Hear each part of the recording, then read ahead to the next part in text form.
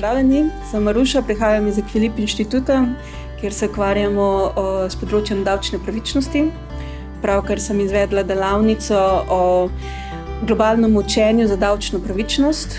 Ta tema je izredno pomembna za trajnostni razvoj in pa razvoj držav, ker davčni sistemi omogočajo prerazporeditev bogastva in plačevanje javnih dobrin ter seveda nadaljnji razvoj države in ljudi, prebivalcev te države.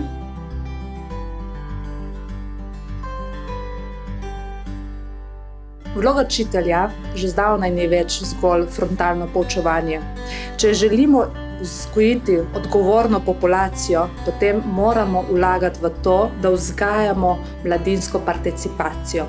Spodbujati mlade k razmišljanju o trajnostnem razvoju, spodbujati, kako varovati okolje in pa naravo.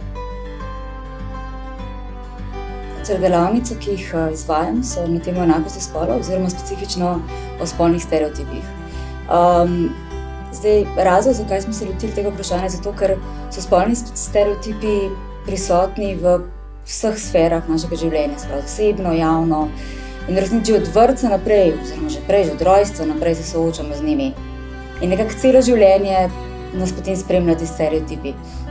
To pomeni, da je res ključno, da se o njih pogovarjamo, ker samo tako jih lahko začnemo poznavati. Res je pomembno se boriti proti njim, ker je pa popolnoma jasno, da brez enakosti spolov je nemogoče doseči trajnostni razvoj.